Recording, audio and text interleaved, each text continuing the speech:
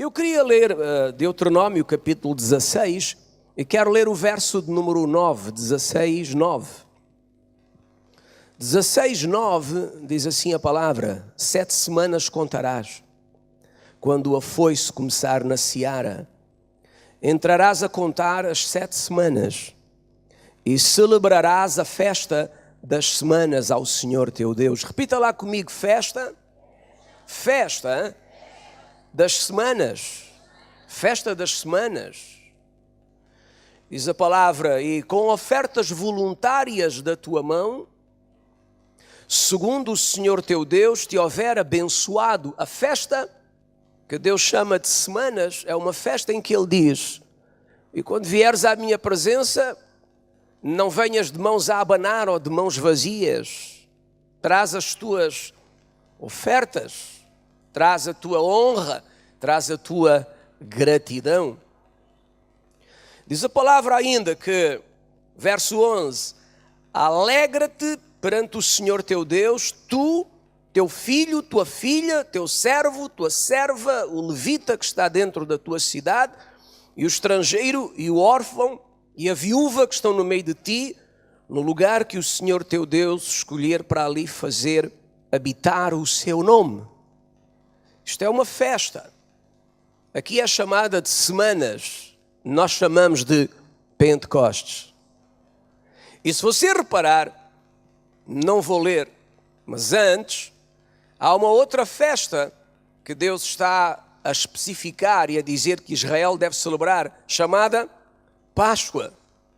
E a seguir há uma outra festa que Deus também dá instruções, chamada Tabernáculos. E no capítulo 16 de Deuteronômio você encontra 3 festas: Páscoa, Pentecostes e Tabernáculos. E estas 3 festas, que para muitos são festas de Israel, de uma nação, por isso é que há gente que não celebra porque diz que não é judeu, diz que não é israelita, e por isso não celebra. Mas celebra coisas que Deus nunca mandou celebrar e que são pagãs, e isso celebra.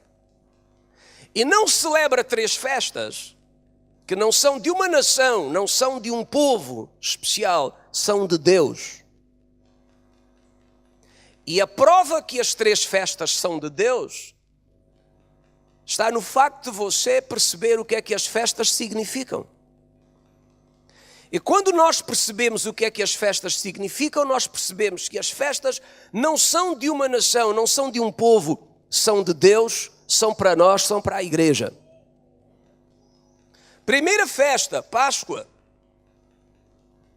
A festa da Páscoa era a festa da celebração do cordeiro. Era quando Israel sacrificava cordeiros e ofertava.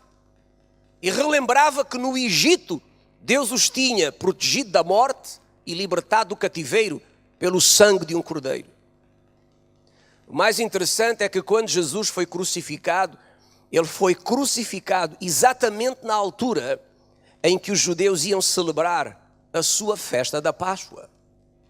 Então a morte de Jesus acontece no período em que os judeus vão celebrar a Páscoa. Não foi por acaso, não foi uma coincidência, porque Deus não coincide. Deus tem propósitos. Porque a Páscoa, ou a celebração da festa da Páscoa, no fundo é o anunciar de Jesus como o Cordeiro de Deus que tira o pecado do mundo. Então a celebração da Páscoa em Israel apontava para uma pessoa. Que pessoa? Jesus, o Filho de Deus. Por isso o apóstolo Paulo escreveu aos Coríntios que Cristo é o nosso Cordeiro da Páscoa. Israel tinha um animal e celebrava a Páscoa com um animal, mas nós temos o próprio Cristo. Está cá alguém? Que morreu por nós e se tornou a nossa Páscoa, a nossa verdadeira libertação ou passagem para uma nova vida. Aleluia. Depois você tem a terceira festa, Tabernáculos, repita lá comigo. em hebraico Sukkot. O Sukkot, ou os tabernáculos, era uma festa em que Israel por 7 dias habitava em cabanas. Construíam cabanas e habitavam nelas. Ainda hoje, quando celebram a festa, fazem isso. Saem de casa e vão durante 7 dias comer, dormir em cabanas construídas com ramos de árvores. Por que razão fazem isso? Para recordar que foram peregrinos no deserto durante 40 anos. Moraram em cabanas durante 40 anos, mas a presença de Deus estava no meio deles e os sustentou, supriu, cuidou deles e os levou até à terra da promessa chamada Canaã. Quando você estuda sobre os tabernáculos, Sukkot, você descobre que a festa dos tabernáculos aponta também para uma pessoa, Jesus.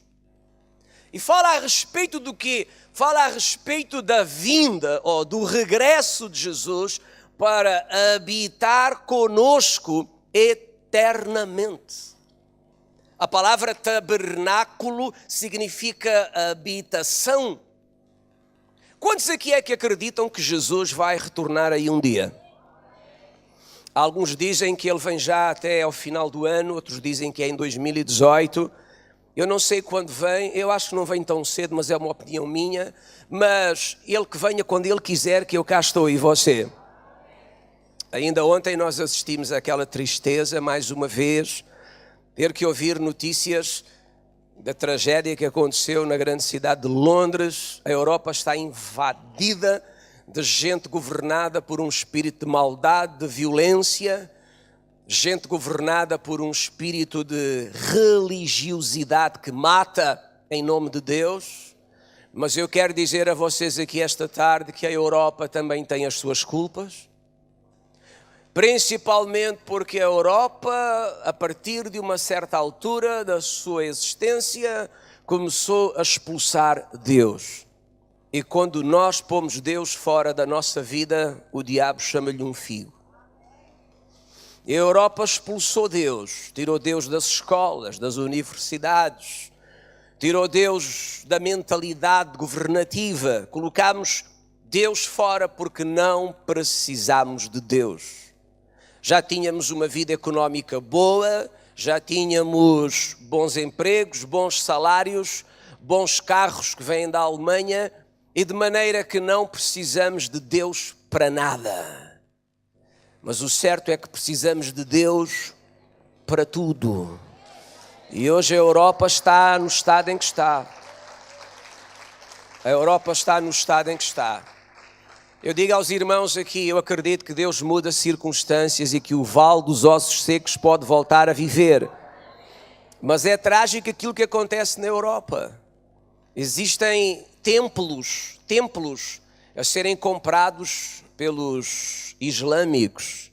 Existem igrejas, templos a serem vendidos por uma bagatela. Sabe porquê? Porque não há crentes para frequentar o templo cristão. Isto é trágico. Nós somos o remanescente. Nós somos, aleluia, você e eu, nós somos um remanescente de gente que acredita que ainda há esperança para esta terra chamada Europa. E essa esperança está no derramar do Espírito Santo, para que o nome de Jesus seja exaltado e glorificado. Amém. Diga assim comigo, eu abençoo a Europa. Tabernáculos é a festa que fala da vinda do rei para habitar com o seu povo. É a festa que fala a respeito de Cristo que volta e vive e habita conosco. Isso vai acontecer. Mas eu saltei uma festa.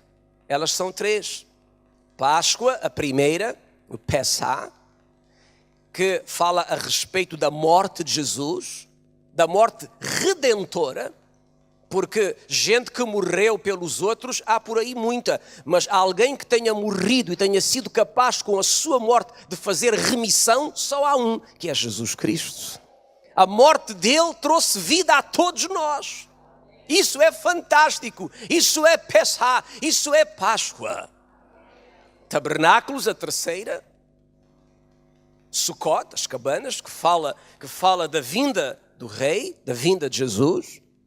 E depois a do meio, a intermédia, que é Shavuot, que nós chamamos de Pentecostes. E o Pentecostes é uma festa muito interessante, é uma festa de alegria. Eu disse, é uma festa de alegria. A alegria do Senhor, a nossa força é. Se tu tens alegria, poderás cantar. Se tu tens alegria, poderás louvar. Se tu tens alegria, poderás sorrir, porque a alegria do Senhor é a nossa força. E Pentecostes é uma festa de alegria, de celebração pelas colheitas. Por isso era chamada também de a festa das colheitas.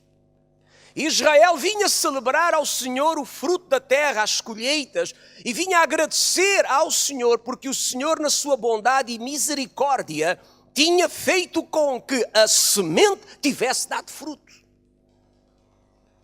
Deixe-me dizer aqui uma coisa, eu aprendi há alguns anos atrás que a minha fonte não é o meu trabalho, a minha fonte não é o meu curso universitário, a minha fonte não é o meu patrão, a minha fonte não é o governo, a minha fonte não são os clientes, a minha fonte é Jesus. Já descobriu isso? Diga assim comigo, a minha fonte é Jesus. Diga lá outra vez, a minha fonte é Jesus. Cada um faz a sua parte.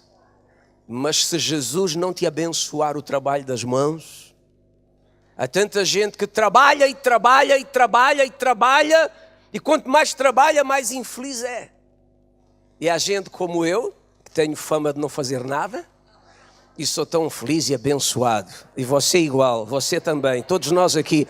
Porque a bênção do Senhor, diz Provérbios, é quem nos alarga, é quem nos enriquece, é quem nos faz crescer. Não é correr que nem um doido por aí até se matar com um AVC. É trazer a bênção do Senhor para a sua vida, que vai alargar o seu caminho. Quando o favor se estabelece na sua vida, não é porque você se mata, é porque você descansa, confia, coloca no Senhor a sua fé e o favor faz acontecer.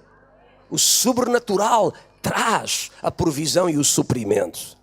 Festa da colheita. Mas aqui também diz festa das semanas. Por que semanas? Vocês sabem que Deus é a palavra. E no hebraico não há números. Até os números são letras com significados. De modo que Deus, quando se move naquilo que nós chamamos de números, Ele está a mover-se em palavras que têm significado. E é muito interessante reparar que Deus dizia assim, quando tu celebrares a Páscoa, vais contar 7 semanas. Quantos dias tem uma semana? 7. Deus diz, contas 7 semanas, de 7 dias, faz 49 dias. E Deus diz, e depois dos 49, o dia 50º, o dia 50, é o dia de celebrar as colheitas. É o Shavuot, é o Pentecostes. Pentecostes é uma palavra grega que significa 50º, ou seja, dia 50. Esta tarde é o dia 50 da nossa vida.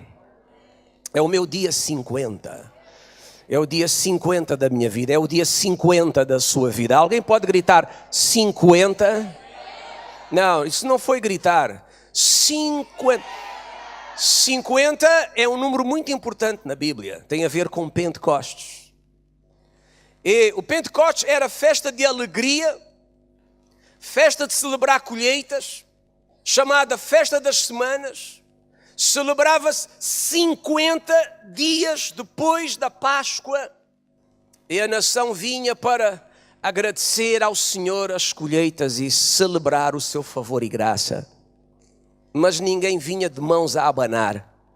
Toda a gente trazia a Deus as suas ofertas e ofertavam ao Senhor. Ofertar ao Senhor é um princípio de honra, e é um princípio de honra que traz favor à nossa vida. Não se dá a Deus porque Deus precisa, damos a Deus porque o honramos a Ele, porque o reconhecemos como o Rei da nossa vida, reconhecemos a sua soberania sobre nós, reconhecemos que Ele é o Senhor ou o dono da nossa existência, de tudo o que temos, somos e fazemos, e por isso lhe ofertamos. É por isso que a Bíblia diz: nunca dê ao Senhor esmola, porque Deus não é um pobre que precisa de ajuda, Ele é o Rei dos reis que deve ser honrado com o nosso melhor. Israel fazia isso quando celebrava a festa do Pentecostes. Então, se você reparar, as três festas, elas apontam apenas para uma única pessoa. Quem é a pessoa? É Jesus. Se as festas apontam para Jesus, e aqui a festa do Pentecostes, eu não disse ainda, é a festa que marca um facto muito importante: o nascimento da igreja de Jesus. Se a Páscoa marca a morte redentora de Jesus e os tabernáculos marca o seu regresso para reinar e viver entre nós, o Pentecostes tem tudo a ver com nós. O Pentecostes marca o nascimento da igreja. Eu queria perguntar a vocês aqui hoje, mas ouça lá uma coisa: o que é a igreja? O que é a igreja? Aí há um tempo atrás eu falei com vocês sobre o que é a igreja. Não sei se alguém se lembra, eventualmente há palavras que às vezes geram alguma confusão porque elas saem do contexto habitual, da ideia religiosa pré-concebida que a gente tem das coisas. A palavra igreja é uma palavra grega, é a palavra eclésia.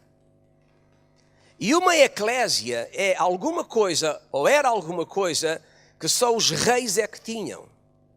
Só reis é que tinham uma eclésia. A eclésia era um grupo de pessoas a quem o rei chamava para que vivessem com ele, estivessem perto dele, ouvissem as suas ideias, percebessem o que é que ele queria para o seu reino, de maneira que essas pessoas tinham a responsabilidade de tornar as ideias do rei em forma de governo. E governavam o reino de acordo com as ideias do rei, e quem fazia isto era a eclésia. Nós achamos que uma eclésia ou uma igreja é uma casa que tem 4 paredes, um chão e um telhado.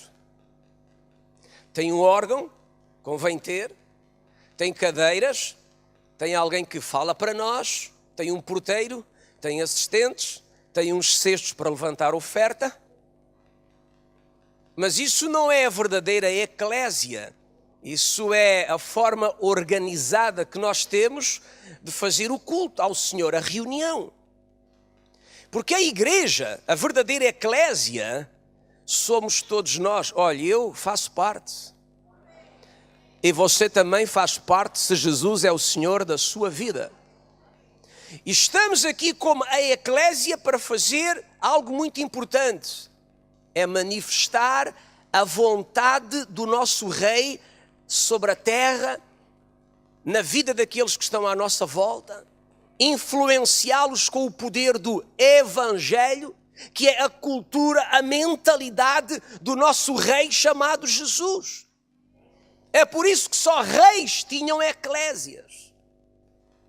Eclésia é uma ideia dos gregos. Quem inventou a igreja ou a eclésia foram os gregos. Os gregos governavam o seu império através do sistema da eclésia. Quando Roma se levantou e venceu os gregos, então os romanos disseram: esta coisa da eclésia é muito interessante, vamos fazer igual. E então os Césares de Roma criaram a sua eclésia e cada César tinha a sua eclésia para governar o seu império. E um dia chega Jesus, aleluia. Eu disse, um dia chega Jesus,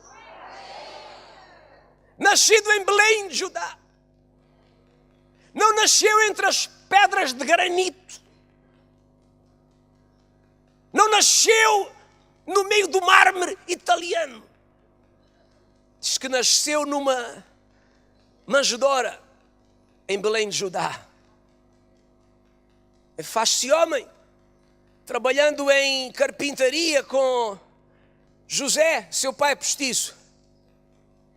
Até que aos 30 anos ele diz adeus aos trabalhos manuais e ele vai começar o seu ministério. E há um dia que Jesus perguntou aos seus discípulos, alguém se lembra desta passagem? Ele disse, o que é que dizem aí fora a meu respeito? Que dizem os homens a respeito de mim? Eles começam a dizer, aí fora toda a gente diz que tu és um profeta.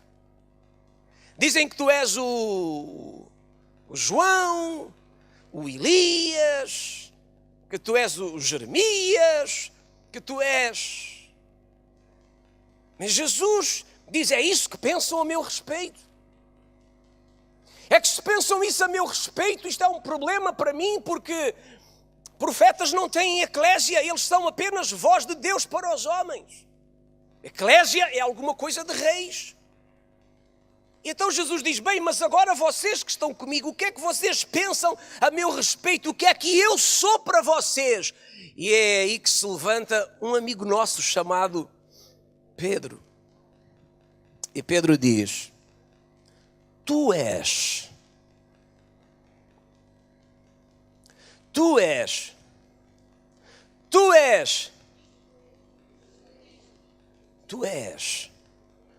o Cristo de Deus. Você sabe a palavra Cristo? Repita lá comigo, Cristo. Outra vez. Cristo. A palavra Cristo é uma palavra grega. Ela significa o rei ungido. E Pedro diz, para mim tu não és um profeta. Aliás, Jesus nunca disse que era profeta. Jesus nunca disse que era profeta, nem que era evangelista, nem que era pastor. Ele nunca disse, outros disseram, mas ele nunca disse a respeito dele próprio. Ele só disse a respeito dele próprio duas coisas. Outros chamaram-lhe muitos nomes. Mas ele, quando falou dele próprio, ele disse apenas duas coisas. Primeira, eu sou Filho de Deus. Segunda, eu sou Rei. Rei. Rei. E quando Pedro diz, tu és o Rei vindo de Deus. Eu acho isto fantástico, é alguma coisa que me fascina. Meus amados, você lembra-se quando em Jericó o ceguinho começou a gritar e eis que ele dizia, filho de Davi, tem compaixão de mim? Quantos se lembram?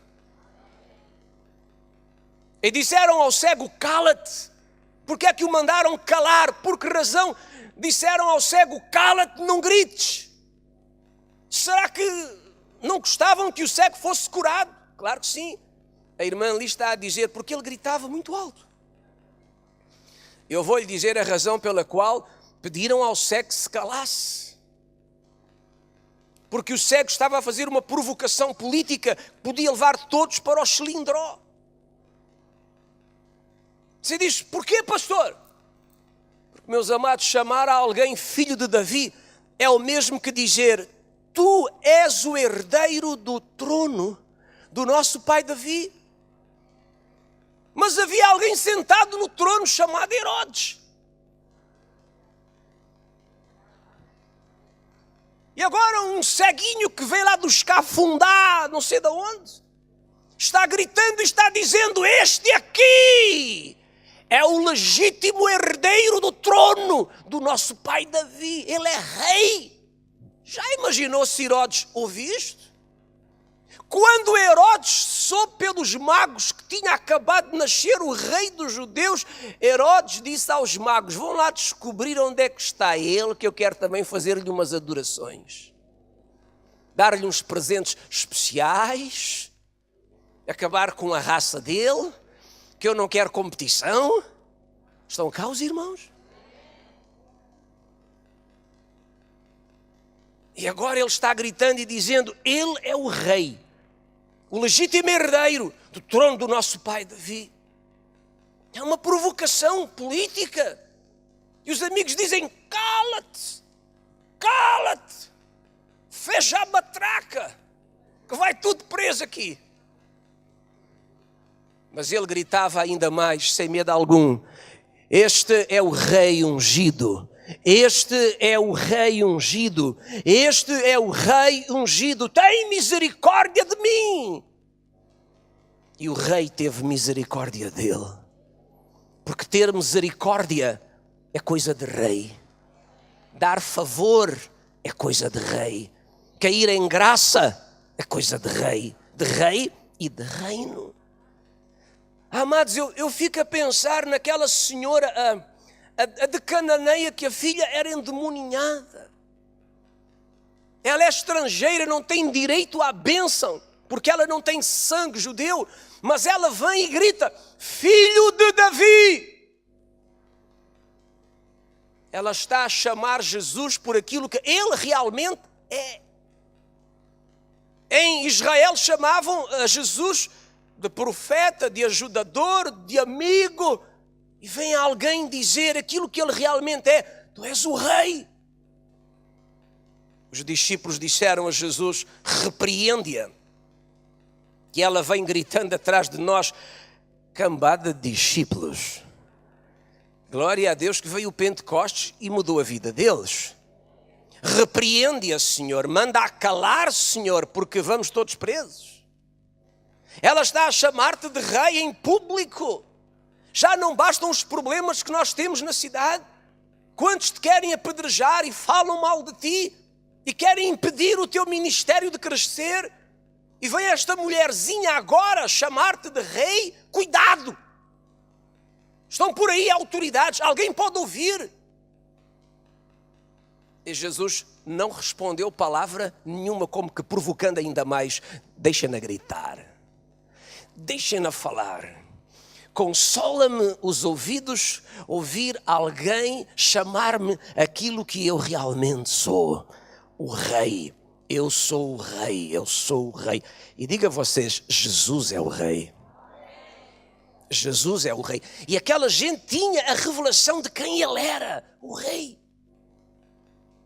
Mas Pedro também teve: tu és o rei ungido que vem da parte do Senhor nosso Deus, o herdeiro do trono de Israel. E Jesus levantou-se e disse: Pedro, não foi a carne nem o sangue que te revelou isto. Não sei se os irmãos ainda estão cá. Não, já foram embora? Não foi a carne nem o sangue que te revelou isto. Conseguir perceber que Jesus era rei, mas rei do quê? Alguém que nasce numa manjedoura é rei do quê? Alguém que trabalha como carpinteiro é rei do quê? Alguém que anda com 12, cada um pior que o outro, é rei do quê? Alguém me entende? Alguém que conversa com prostitutas, com meretrizes, é rei do quê? Alguém que vai às festas dos publicanos, que eram cobradores de impostos, ladrões encartados, é rei do quê? E Pedro diz: tu és o rei. E Jesus diz: meu Pai é que te fez essa revelação. Tu conseguiste ver quem eu sou por revelação do meu Pai. Abre-nos os olhos, Pai, para que a gente também possa ver quem realmente é Jesus. Não estão a ver nada. E eu quero dizer aos irmãos e às irmãs que aquele que nós estamos a exaltar aqui hoje Ouça, nós não temos rei em Portugal, mas mesmo que nós tivéssemos, diríamos aqui a mesma coisa. O rei, o verdadeiro rei da nossa vida não é o que está em Lisboa. O verdadeiro rei da nossa vida está sentado no trono, no lugar mais alto que a gente possa imaginar. E o seu nome é Jesus. Alguém pode gritar e dizer: Jesus é o meu rei. E então, Jesus diz a Pedro: quem te revelou isso foi meu Pai. Meu Pai te revelou quem eu realmente sou. E então ele disse, e vou-te dizer, e sobre essa pedra, a pedra não é Pedro. Jesus nunca disse que a pedra é Pedro. Ele disse, sobre essa pedra. Que pedra? Edificarei a minha igreja. Que pedra? Que pedra?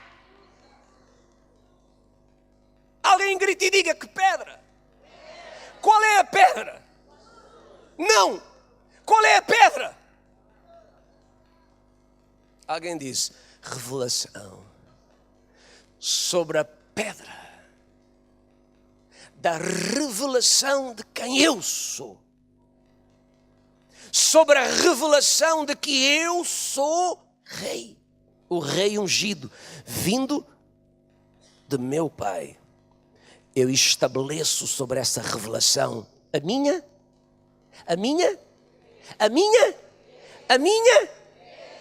Só os reis têm eclésia, têm igreja. E Jesus diz, porque eu sou rei, edifico sobre essa revelação de quem eu sou a minha igreja. E as portas do inferno não prevalecem contra a minha eclésia, a minha igreja. Alguém me ensinou há algum tempo atrás que a igreja não tem portas. Aleluia. Amados, nós tínhamos uma aqui na casa, esta semana mandamos tapar a porta. Alguém me ensinou que a igreja não tem portas. A Nova Jerusalém, que fala Apocalipse, que alguns dizem que é uma cidade cúbica, que vem descendo do céu, fantasias e mais fantasias. A Nova Jerusalém, uma parte dela está aqui. A Bíblia é clara quando diz que a Nova Jerusalém é a esposa do Cordeiro. Jesus não vai casar com uma cidade de vidro cúbica. Não, Ele está unindo a sua vida a pessoas. A Bíblia diz, as portas estarão abertas de dia e de noite. Porque a igreja não tem portas para se proteger. Portas de uma cidade servem para proteger ou defender a cidade dos inimigos. Só que Jesus diz, a minha eclésia não tem portas. A minha igreja não precisa de portas. Quem precisa de portas é o inferno. E o inferno tem dito a nós que nós é que precisamos de portas. O inferno diz a mim, diz a você, cuidado comigo. É bom que vocês tranquem as portas. Diz o diabo, se não vou ao caminho de vocês, acabo com a vossa raça. Cuidado comigo, que eu sou o demónio, o Satanás, eu faço bruxedo. Você tem que dizer, eu como ao pequeno almoço e engordo. Porque maior é aquele que está em mim do que aquele que está no mundo. Alguém me entende? Igreja não tem portas. Jesus nunca disse as portas da minha igreja. Não, ele disse as portas do inferno. O inferno constrói portas para se proteger. Sabe de quem? Não, errou. Não é do Donald Trump. É para se proteger da igreja, da eclésia de Jesus. Aleluia! O inferno é que tem que se proteger da igreja. É por isso que o inferno usa a estratégia mais poderosa para se proteger. Alguém sabe qual é a estratégia mais poderosa do inferno para se proteger? É convencer a igreja que a igreja é fraca, que a igreja não tem força, que a igreja não pode, que a igreja não consegue, que a igreja, coitadinha da igreja. E quando nós como igreja ficamos convencidos disso, eles se fortalecem. porque conseguem convencer-nos de que nós não temos poder. Mas eu quero dizer a você aqui hoje, por causa do Pentecostes, nós somos igreja, nós temos poder. E temos poder para avançar sobre o inferno. E o inferno não tem como resistir ao avanço de uma igreja que está cheia da revelação de que Jesus é o seu Rei. E que está aqui não para ser oprimida, mas está aqui para governar. Aleluia! E a Bíblia diz, e eles não resistirão. Grite lá assim com o pastor, maior é o que está em nós. Outra vez, maior é o que está em nós. Está a vir à minha mente quando Jesus chegava a algum lugar e as portas do inferno não se aguentavam. Um dia as portas do inferno até pediram, nós preferimos entrar em porcos do que sofrer danos antecipadamente. Vieste atormentar-nos antes do tempo. Por favor, deixa-nos ir para aquela manada de porcos. As portas do inferno preferiram os porcos. Mas morreram na mesma, diz a irmã, por causa de Jesus. O maior vive dentro de nós, vive dentro de mim, vive dentro de você. Nós somos a igreja, a eclésia. Nós precisamos de uma casa, sim. De um espaço, sim. Legal, sim. Precisamos de ter documentação atualizada, sim. Em diferentes organismos do Estado português, sim.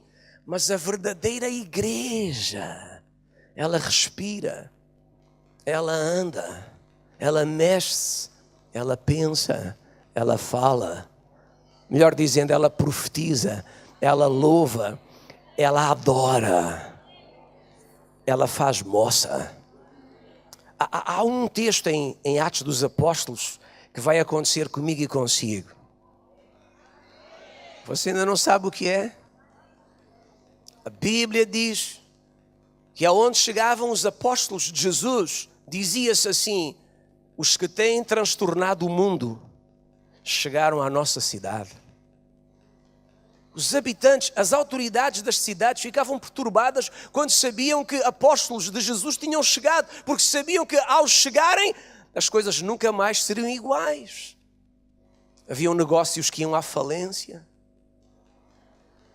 Os apóstolos de Jesus levavam um espírito de falências. Gente que construía deuses falia. Porque as pessoas diziam, nós descobrimos que estes deuses não são deuses. Que o único Deus chama-se o Rei Jesus, que morreu em Jerusalém, mas ressuscitou ao terceiro dia e está vivo nos céus.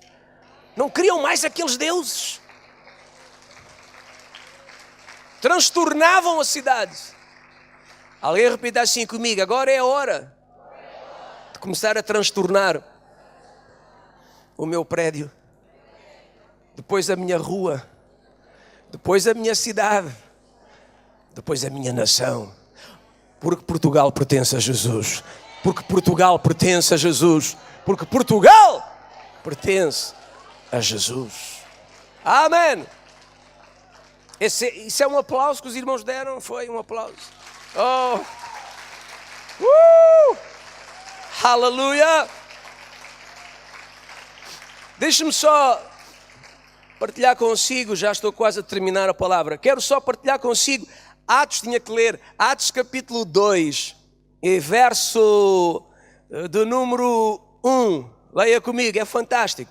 Atos capítulo 2 e verso 1. Tu és a igreja, tu estás aqui para governar, estás aqui para exercer domínio sobre toda a circunstância e manifestar a glória do Rei Jesus aonde quer que tu andares. Amém?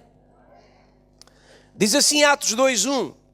Ao cumprir-se o dia de Pentecostes, qual foi o dia? Não ouvi. Pentecostes. Aleluia. 50 dias depois da Páscoa. Não é por acaso, não é coincidência, é propósito. Deus não trabalha com coincidências. É propósito. Porque as festas, já ensinei a você há meia hora atrás, as festas, as 3 festas, apontam para quem? Apontam para uma pessoa, Jesus e a sua obra. Jesus e a sua obra. E a igreja é obra de Jesus. Quando se cumpriu o dia de Pentecostes, o dia 50º, 50 dias depois da Páscoa, estavam todos reunidos no mesmo lugar. A rapaziada foi toda à reunião naquele dia. Estavam todos juntos na mesma casa. É bom estarmos todos juntos na mesma casa, vermos uns aos outros, cheirarmos o suor do vizinho. Não é bom? Às vezes transanda, mas aleluia, é ungido. Acho que nunca ouvi falar de suor ungido, mas estavam juntos. Verso 2, de repente. Deus é um Deus de repente. Quando não se espera, acontece. Quando ninguém está à espera, vem. De repente. O importante é permanecer, porque de repente acontece. Não, eu vou repetir. O importante é permanecer, é perseverar, porque de repente acontece. Eles tinham uma promessa e permaneceram. Alguém aqui tem uma promessa? Eu tenho 3 no mínimo. Você só tem uma?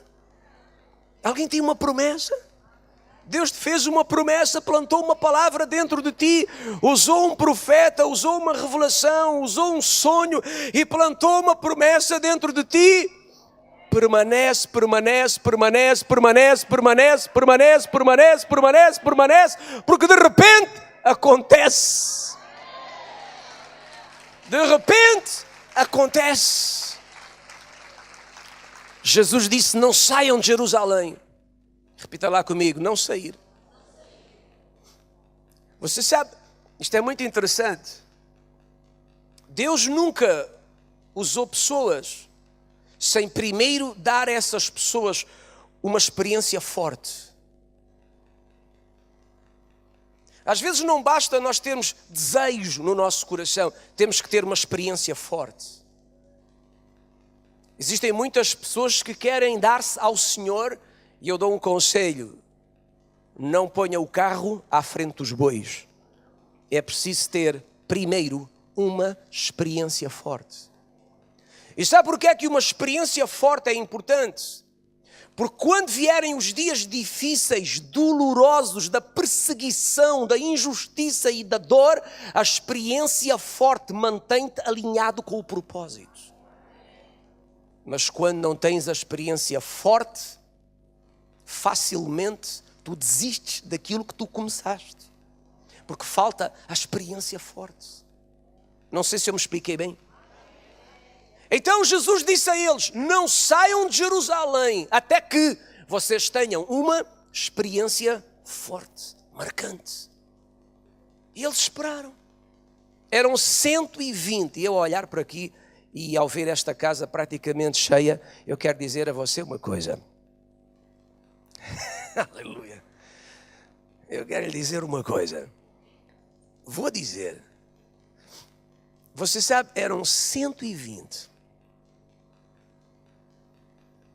Vocês desculpem-me lá, mas estas coisas eu penso assim e tenho o direito de pensar assim, e aqui onde Deus me colocou tenho o direito de dizer o que me apetece. Desde que diga aquilo que sinto no meu coração, que é aquilo que a gente acredita e quer viver aqui. Já reparou que não eram 130? É que se fosse 130 dava azar. Mas eram 120. E sabe o que é que o número 12 significa na Bíblia? Significa governo.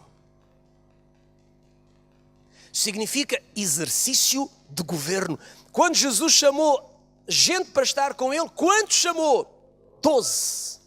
Para que estivessem com ele, para transferir para eles a sua mentalidade, a sua visão. Para treiná-los, para que quando ele fosse, eles exercessem governo em seu nome. Estavam lá 120. 12 é governo. Sabe o que é 120? É um super governo. Aleluia! É um super governo. É uma amplificação do poder que está no governo. É uma amplificação do poder que está nesse governo. E é interessante que tanta gente andou com Jesus. Tantos seguiram a Jesus. Ele foi visto por 500 depois de ressuscitar. Mas quando o Espírito Santo é derramado, estão 120. A imagem de um super governo. É como Deus estando a dizer: o que vai começar agora vai ser imparável. Ninguém vai deter. Nem o César de Roma, nem os romanos, nem os leões, nem o fogo, nem coisa nenhuma. E vai chegar a 2017 e vai fazer um estardalhaço no Algarve, em Portugal e por aí fora.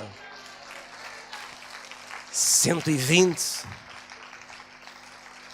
Aleluia! A Bíblia diz: veio do céu um som como de um vento impetuoso e encheu a casa onde estavam assentados. É interessante isto, a Bíblia diz que veio um som, não veio um vento. Nós achamos que veio uma ventania tão grande que as irmãs que tinham estado no cabeleireiro no dia anterior ficaram despenteadas, e não diz isso. Diz o que veio foi um som. E quando eles começaram a ouvir aquele som, a sensação que dava é que era um vento muito forte que estava na casa. Nós podemos ouvir coisas que mais ninguém ouve e até ver coisas que mais ninguém vê. Eu gosto muito do Elias, apesar de ele ser do Velho Testamento, mas eu gosto dele, é um tipo porreiro, o Elias. O Elias via e ouvia coisas que mais ninguém via nem ouvia. E nós estamos a ficar parecidos. Aleluia. Uma vez Elias orou para que os céus se abrissem. Quantos se lembram disso? 7 orações com a cabeça enfiada nas pernas. Colocou a cabeça, Elias, já idoso, tinha uma elasticidade sobrenatural. Cabeça colocada no meio dos joelhos, como faziam as mulheres hebreias quando queriam dar à luz um filho. Elas tinham estratégias muito próprias de concepção, de modo que, para forçar o nascer da criança, elas curvavam-se sobre elas próprias e colocavam a cabeça entre os joelhos e obrigavam a criança a descer. Elias fez a mesma coisa. Ele estava grávido de um milagre. Chuva. Orou 7 vezes e disse ao seu criado: vai espreitar o céu. E o criado foi, e quando voltava sempre dizia nada. Até que na 7ª vez o criado voltou e diz: agora apareceu qualquer coisa. Elias disse: o que viste? Ele respondeu: vi uma nuvem do tamanho da mão de um homem. Conclusão: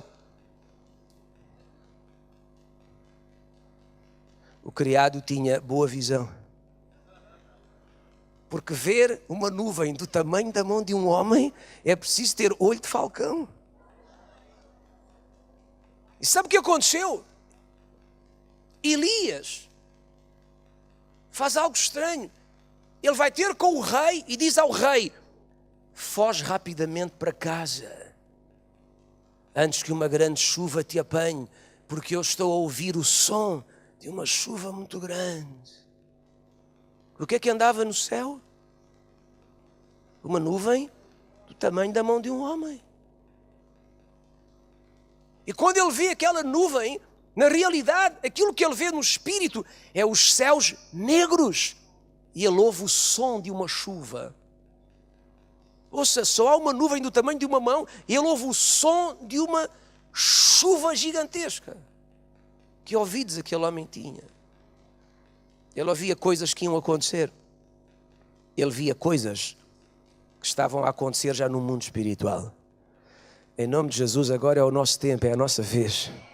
De também nós começarmos a ver e a ouvir aquilo que no mundo espiritual já está a acontecer e no mundo natural está prestes para acontecer. Na minha, na tua vida, na nossa igreja, na nossa cidade, na nossa nação. Em nome de Jesus. Você fala línguas, pode orar. Aleluia, aleluia, aleluia, aleluia, aleluia. Deixa-me dizer aqui uma coisa importante. Eu sei que você ama a sua família e você quer salvar a sua casa. Eu sei que você quer que o seu filho venha para a igreja e tem uma filha que está a precisar de Jesus e tem problemas e eu sei que você tem as suas lutas e isso tudo. Mas olhe para mim hoje. Esta tarde existe algo maior que nos governa o coração. É o desejo de nós vermos a nossa cidade e a nossa nação a dobrar os joelhos, não à Senhora de Leiria ou a qualquer outra rainha dos céus, mas ao verdadeiro Rei chamado Jesus. É nesse propósito que está a nossa fé e a nossa oração. É que a nossa cidade e a nossa nação veja a natureza de Deus, veja a glória do seu Filho chamado Jesus. Quantos de vocês concordam comigo? Aleluia. Olha o que é que diz aqui, vamos terminar. Diz assim, verso 3. E apareceram distribuídas entre eles línguas como que de fogo. E pousou uma sobre cada um. Ouça, tente-me entender, não eram línguas de fogo. Pareciam ser. Pareciam ser. Alguém já viu aqui o nosso logo? Alguns não sabem o que é que isto significa. Quem criou este logo, há anos atrás, criou este logo a pensar na ideia de Atos 2. Para essa pessoa, isto aqui é a imagem de línguas de fogo ou umas asas. Espírito Santo, pomba e fogo. De repente alguns dizem, pois é, já estou a ver. Só agora, ao fim de tantos anos, é que começou a ver. Não era fogo, parecia ser. E diz que eles começaram a ver aquilo que parecia ser fogo e começou a cair sobre eles. E a seguir diz no verso 4, e foram todos cheios do Espírito Santo e começaram todos a falar línguas novas. Antes de eu terminar, eu tenho ainda algumas coisas para dizer a vocês e vou tentar dizê-las todas. Existe um número que está associado ao Pentecostes, pode escrevê-lo 50. 50. 50. Diga lá comigo 50. Hoje é 50 para mim, hoje é 50 para si. Hoje é 50 para nós aqui. Por que 50?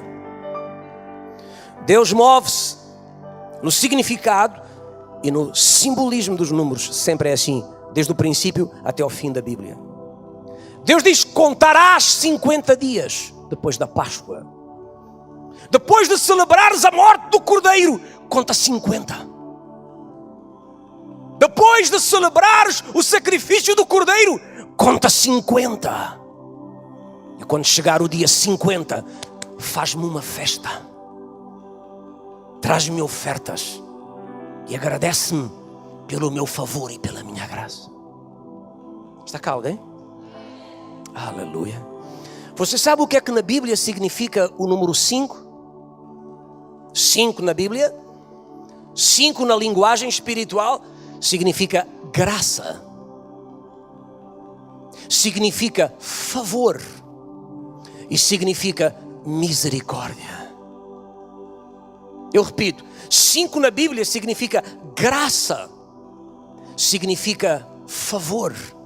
Significa misericórdia. 5, o número da graça. 6, o número do homem. 7, o número do ciclo perfeito, do tempo perfeito. Alguém pergunta, e o número do diabo? 0. Alguns dizem que 6 é o número do diabo. Isso não vem na Bíblia. O diabo não tem número na Bíblia. Apocalipse diz que o número da besta é o número de homem. Se é de homem, não é de diabo. 6 é número de homem. O homem foi criado no dia 6. E no 7, Deus concluiu o ciclo da criação. Repousou, descansou. Terminou aquela jornada. É por isso que 7 sempre aparece no fechar do ciclo. 7 taças, 7 selos, 7 trombetas, 7 dias na semana. Não é assim? 5 é o número da graça. Repita lá comigo. 5. O que é que significa 50? Porque Deus diz: quando celebrares o Cordeiro da Páscoa, conta 50 e faz-me uma festa. O que é que significa 50? Significa super graça, super favor, super misericórdia. Não se ria porque eu estou a falar a sério. 50 significa a amplificação da graça, a amplificação do favor, a amplificação da misericórdia divina sobre a vida das pessoas. Vocês estão prontos? Não, não estão. Vocês estão prontos? A sério que estão? Aleluia. É por isso que Deus dizia: de 50 em 50 anos tu vais celebrar o jubileu. Porque 50 é jubileu. Israel ainda hoje celebra de 50 em 50 anos. Celebra o quê? O ano jubileu. O ano passado foi ano jubileu. Celebramos aqui ano jubileu. O que era o ano jubileu? O ano da super graça, do super favor, da super misericórdia. Era o ano em que se amplificava o benefício e o favor de Deus. O que é que se fazia no ano 50? Perdoavam-se todas as dívidas. Não havia mais dívidas por ser liquidadas quando chegava o ano 50, o ano do jubileu. Soltavam-se todos os encarcerados. Os escravos eram soltos no ano 50. E no ano 50 a terra descansava e o trabalhador repousava. Não se trabalhava, porque era ano de jubileu, ano 50. O Pentecostes é a festa marcada pelos 50. Deus diz: depois do Cordeiro da Páscoa, conta 50 dias. Esse é o dia de fazer festa pela minha graça, meu favor e minha misericórdia sobre a tua vida. E quero dizer a você algo muito importante antes de lhe dar 3 bênçãos. Ouça bem: o ministério de Jesus foi marcado por um número. Eu repito, o ministério de Jesus foi marcado por um número. Eu disse que o ministério de Jesus foi marcado por um número. Qual amém nem amém? Não consigo ouvir a voz de ninguém, é do teto. Sabe qual é o número? Não é o número 5, é o número 50. 50. Quando pensar em Jesus de Nazaré, lembre-se: 50, 50, 50, 50. Alguém vai me dizer: pastor, 50 por quê? Por quê? Por que 50? Você não se lembra quando ele veio cheio do Espírito Santo lá do deserto e foi a Nazaré e entrou na sinagoga e deram-lhe para ler o livro do profeta Isaías? Ele leu e disse: o Espírito do Senhor está sobre mim. Ele me ungiu para libertar os oprimidos, soltar os encarcerados, abrir os olhos dos cegos e proclamar que acabou de chegar o ano do jubileu de Deus para a vossa vida. Jubileu é 50. Quando Jesus começou o seu ministério, Ele começou com 50. Ele começou dizendo: é tempo de se perdoar aos homens todos os pecados. É tempo de soltar todos os prisioneiros. É tempo de trazer repouso e descanso à alma das pessoas. Por isso é que Ele disse: alguém está cansado e oprimido, venha a mim que eu vou aliviá-lo. Isso é o quê? É 50, é jubileu. Por isso abria os olhos dos cegos e os libertava da ignorância. Isso é o quê? É jubileu, é 50. Por isso expulsava os demónios e tirava a prisão de sobre as pessoas. Por quê? Porque isso é 50. Isso é jubileu. Isso é Pentecostes. Isso é reino. Isso é igreja. E a Bíblia mostra que quando se cumpriu o dia 50, o dia do Pentecostes, Deus diz: hoje nasce a minha igreja. Enviou o Espírito Santo. Para quê? Para que a igreja tivesse um compromisso com as colheitas e com o jubileu. A igreja de Jesus nasceu na festa das colheitas, porque igreja é lugar de colheita. Diga lá comigo, colheita. Outra vez, outra vez, outra vez. Até podíamos colocar na porta a igreja da colheita, que estava certo. E a maior colheita que existe sou eu, tu e aqueles que estão lá fora, de joelhos dobrados aos pés de Jesus, dizendo: Ele é o Senhor da minha vida e não há outro. Só o seu nome exaltarei, só a Ele darei glória, honra e louvor. Não há colheita maior do que essa. E quero dizer-lhe algo importante: o tempo da colheita, sabe quando é que vai chegar? Diga para alguém: já chegou, já chegou, já chegou, já chegou, já chegou, já chegou. Alguém grite com o pastor e diga: chegou o tempo da colheita. Aprendi com alguém há algum tempo atrás algo interessante. Jesus nunca disse para nós orarmos pela colheita.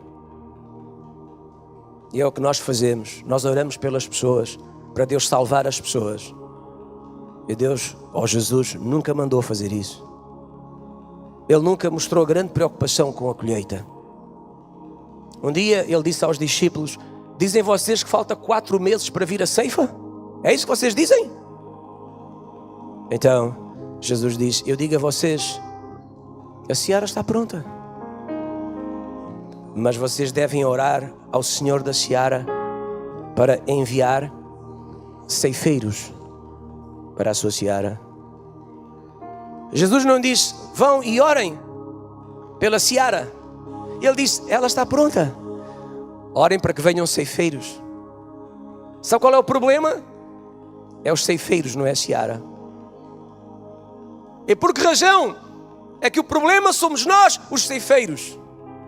Porque muitas vezes vamos à seara e vamos escolher com 6 ou com 60. Às vezes é 6, outras vezes é 60.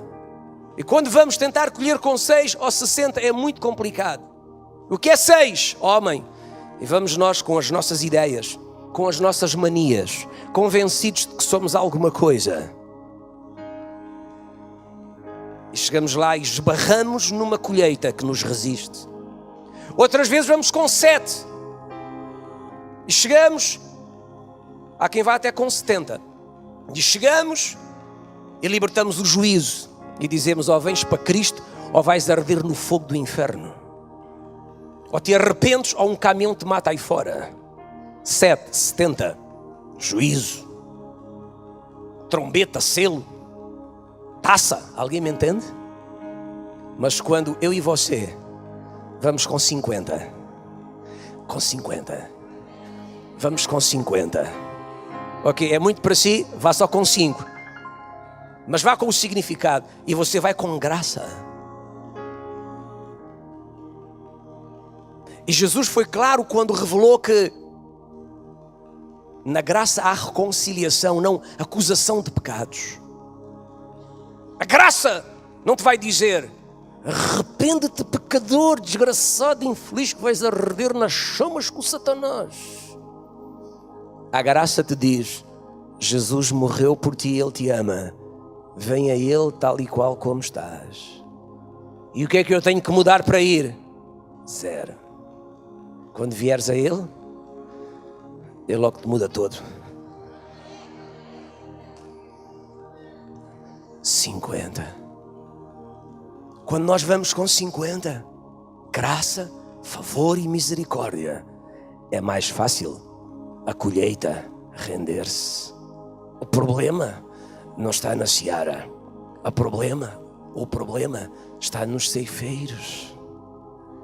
E que hoje, obrigado irmã, você falou uma palavra interessante, as nossas exigências. E que hoje o Espírito Santo nos dê a revelação do Pentecostes, a revelação do 50.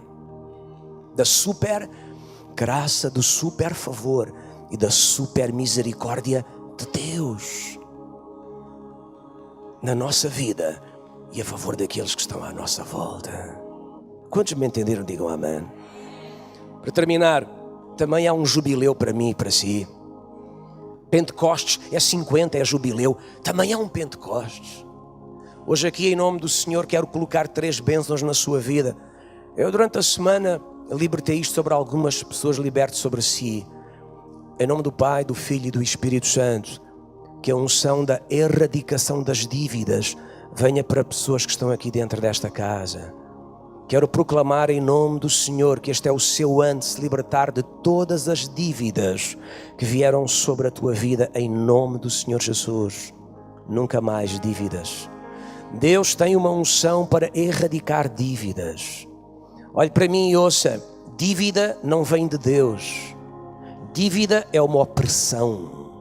Dívida é um jugo. Quem deve está oprimido.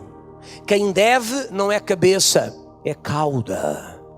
Dívida não é bênção. Dívida é pressão que gera angústia, preocupação, que tira sono. 50, jubileu, dívidas eram perdoadas. Eu não sei que Deus é que você serve. Eu vivo pela fé. O Deus que eu sirvo é o Deus que faz a erradicação das dívidas. Eu conheço uma senhora, não lhe vou dizer o nome, porque se eu disser o nome, você depois vai saber quem ela é, não posso dizer, mas eu conheço uma senhora que o marido dela morreu e ela ficou cheia de dívidas. E veio o credor e disse, teus filhos vão ser meus escravos. Teus filhos vão ser meus escravos para pagar a dívida. Mas aquela mulher sabia que existe um Deus que pode erradicar as nossas dívidas. E aquela mulher correu a um profeta. Profetas podem ser doidos, mas quando são profetas, eles arrancam o sobrenatural e o metem na nossa vida. Ela disse, o que é que eu hei de fazer? E ele respondeu a ela, e eu é que sei o que é que tu hás de fazer. E diz ela, mas tu és profeta e homem de Deus? E ele diz, o que é que tu tens em casa? E ela diz, tua serva em casa tem muito espaço. Espaço com fartura tua serva tem. Há espaço por todo lugar. Tudo o que tínhamos vendemos e não deu para pagar. Mas sobrou uma vasilha de azeite. Há uma vasilha de azeite aí na tua vida. Há um azeitezinho aí na tua vida. Sobrou qualquer coisa aí. Em nome do Senhor Jesus, aí está uma chave. A unção de Deus vai crescer e as dívidas vão ser erradicadas. Quero proclamar aqui em nome do Senhor Jesus que a libertação das dívidas alcançará a vida de quem crê. Amém, amém, amém, amém. Não ouço nada. Receba para si no nome de Jesus. Receba para si em nome de Jesus. Receba para si em nome de Jesus. Eu sei o que a glória dele fez comigo. E por isso eu liberto isto sobre ti hoje. Eliseu disse, vai para casa, pede as vasilhas emprestadas, agarras na botija e vais encher as vasilhas. Que instrução doida. O sobrenatural não é racional nem lógico. O sobrenatural é sobrenatural e ponto final. E quando tens a ousadia de acreditar no sobrenatural, toma cuidado com gente natural. Ama-os, abraça-os, mas quando eles abrem a boca, tapa os ouvidos. Gente natural aniquila o mover da unção. Por isso é que Eliseu disse, fecha a porta atrás de ti, tu e os filhos. Não deixes que ninguém dê palpite. Há sempre uma velha bruxa que vai aparecer para dizer, vocês acreditam nisto? Vocês foram pedir vasilhas emprestadas? Vocês marcaram as vasilhas para saber, depois, ao devolver, a quem é que pertence cada vasilha? Gente natural é assim. Eles preocupam-se com este tipo de coisas. Vocês acreditam que de uma botija vai sair azeite para encher tanta vasilha? Eliseu disse: não permitam ninguém a dar palpites. Só vocês. E esta aliança, este propósito de fé. E aquela senhora agarrou na botija. Ela começou a encher a vasilha. O sobrenatural de Deus meteu-se na vida dela. Ela arrancou de um profeta uma unção. Deixa-me dizer aqui uma coisa. Nós precisamos de Deus, mas precisamos absolutamente. E depois, nós precisamos de homens que transportam Deus em grande medida dentro deles, para a gente arrancar de dentro deles a unção que Deus pôs dentro deles. Não sei se me ouviram bem. Eu sei do que eu estou a falar. Durante muito tempo andei perto de alguém que às vezes, quando ministrava, dizia uma coisa que ao princípio eu não sabia entender aquilo. Arranquem a unção da minha carne, arranquem a unção da minha carne. E eu pensava, com a breca, como é que a gente arranca a unção da carne dele? Será que vamos morder-lhe? Chupar a pele? Como é que lhe vamos arrancar a unção da carne? E quantas vezes ele dizia: arranquem a unção da minha carne, arranquem a unção da minha carne. E eu pensei, mas será que a unção está na carne dele ou está no Espírito Santo? Olha a cabeça de religioso. Até que um dia o Espírito Santo fez-me lembrar o seguinte: derramarei o meu Espírito sobre toda a carne. Diz que tocavam na carne de Jesus e saravam-se. E quando tocavam na carne de Jesus, o homem, saravam-se. Porque a unção mete-se na pessoa e preenche a carne. Arranquem a unção da minha carne. Até que um dia eu descobri como arrancar a unção da carne. E quando comecei a arrancar a unção da carne, a unção começou a suprir as necessidades e a abrir os caminhos. E a fazer por mim aquilo que eu nunca fui capaz de fazer por mim próprio. Porque é sobrenatural. Amados, a botija, tinha azeite e o azeite não acabava. Porque aquele azeite tinha a glória de Deus que o multiplicava. 50, não, 500, não, 5 mil, não, 50 mil, eu sei lá. Ponha zeros aí à direita, porque é muita graça, é muito favor, é muita misericórdia. E diz a Bíblia que ela voltou a Eliseu e disse baixinho, porque há coisas que quando acontecem você tem que contar baixinho, para os irmãos incrédulos não ouvir. Quem são os irmãos incrédulos? Os que vêm à segunda-feira. Ela disse baixinho: meu senhor, as vasilhas estão todas cheias e não há mais. E o azeite parou quando se acabaram as vasilhas. Enquanto houve vasilhas, houve azeite. Aleluia. Eliseu disse baixinho: vá, venda o azeite, paga as dívidas e depois você e os seus filhos vivem do resto. Conhece esta senhora? Ela é da minha família. Ela é da minha família. E é da sua família. É da nossa família. Ela servia ao mesmo Deus que nós servimos. 50. Alguém diga 50. 50. Ok, já que é assim, então 50 pessoas recebam esta unção de erradicação de dívidas. Em nome de Jesus, até ao final do ano, que 50 pessoas não tenham mais dívidas. 0! Aí uma irmã estava-me a contar no outro dia que veio para a igreja. Não vou identificar. Havia um processo, um problema de dívidas. E em certo momento as dívidas foram erradicadas sobrenaturalmente. Como é que isso acontece? Não me interessa saber como acontece. Interessa-me saber que acontece, porque o Deus do Eliseu é o nosso Deus. Ele está aqui para fazer as mesmas coisas. Segunda bênção: as tuas colheitas vão ser libertas. Eu não sei que resistência, que pressão tem estado sobre as tuas colheitas. Em nome do Senhor meu Deus, a quem eu sirvo, as liberto aqui hoje, que elas venham para ti, em nome de Jesus. Alguém me ouviu? Quero inspirá-lo nesta palavra. Certo dia os discípulos vieram do mar e disseram: esta noite não apanhamos nada. Havia lá peixe, tinham barco e redes, sabiam pescar, mas houve alguma coisa que afetou a colheita deles.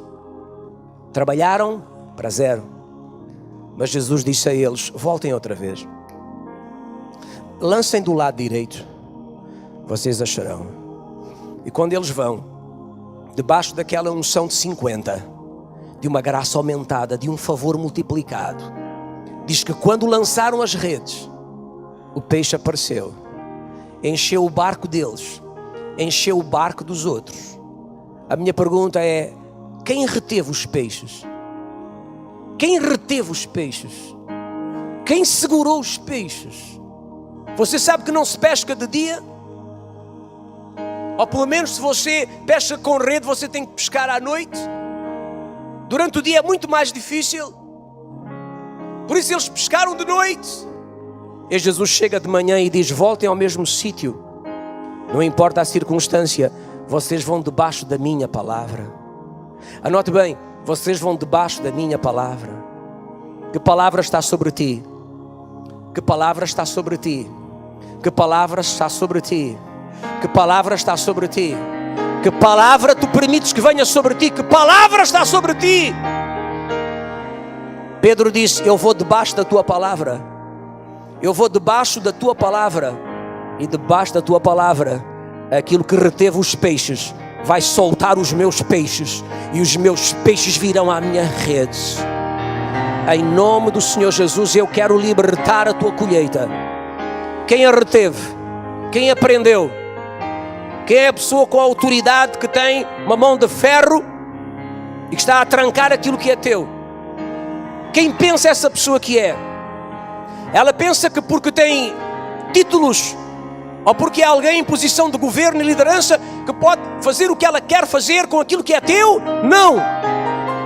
Em nome de Jesus, que se libertem as tuas colheitas, que se liberte o teu peixe. O teu peixe não vem de noite, vai vir de manhã.